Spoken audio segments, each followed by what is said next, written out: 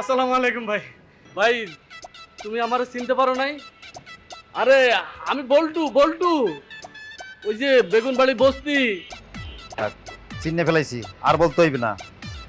তা তোরে মোর বাড়ির ঠিকানা দিছে কেটা? আসলে হয়েছে কি ভাই, আমি তো তোমার শাশুড়িকে চিনতাম না। তোমার শাশুড়ি আমার রিক্সাতে উঠছে, এখান থেকে যাইতে লইছি, পরে কইলো এই বাড়ি নাকি তার মেয়ের জামাইয়ের বাড়ি। তাই তোমারও তো অনেকদিন থেকে দেখি না, এক নজর দেখার জন্য সেই দুপুর থেকে এখন পর্যন্ত ভাই বয়ে রয়েছি ভাই।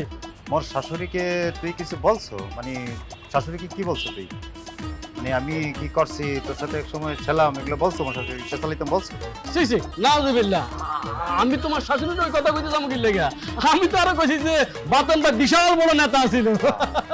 আরে পাগল, এই কপাল কপাল লাগে। পরিশ্রম করছি জীবনে, কম করছি পরিশ্রম, তার সাথে কপালটাও ছিল। কথা বলছো? এই কথা কিন্তু তোমার শাশুড়িও কইছে। আমার শাশুড়ি তোকে কি বলছে?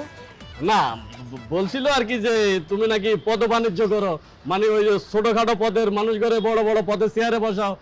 ভাই তোমার কাছে টাকা পয়সা না, আমি একটা জিনিস আবদার করবো ভাই, তুমি আমার মাথা ভাঙা সমিতির সভাপতিটা বানাই দাও ভাই, এই জিনিসটা আমারও করে দাও। এই ছোট লোক, ছোট লোক কোনানকা। মুই কি তোকে এইসব এই রিক্সা সমিতি এসব এইসব সমিতি নিয়ে কাজ করি এখন? মোর সময় আছে সেই তোকে মাথা ভাঙা আটু ভাঙা সমিতির পদ পদ বইলে আমি কাজ করব? ছোট লোক কোনানে, যাই যা। দয়া করো ভাই, আমার একটু দয়া করো ভাই, আমি তো তোমার এক্স কলিগ ছিলাম নাকি? আরে আমরা একসাথে কত ইটা মাথা দিয়ে ঘুমাইছি, আল্লাহ তো তোমার অনেক দিছে, একটু আমার ব্যবস্থা করে দাও ভাই, আমি যেন কয়টা ডাল ভাত খেয়ে বাঁচতে পারি। আর ভাই ইটা মাথা দিয়ে ঘুমাইতে ভালো লাগে না রে ভাই। খবরদার কইলাম, এই ল 500 টাকা রাখ, আরে মোর কার্ড, তোর যা লাগবে অফিসে যাবি, তো করে বইতে দিলে তোরা হইতে চাও। কথা বলছো? খবরদার কোনোদিন মোর বাড়িতে যেন না দেখি, মনে থাকবে। যা বাইরে যা।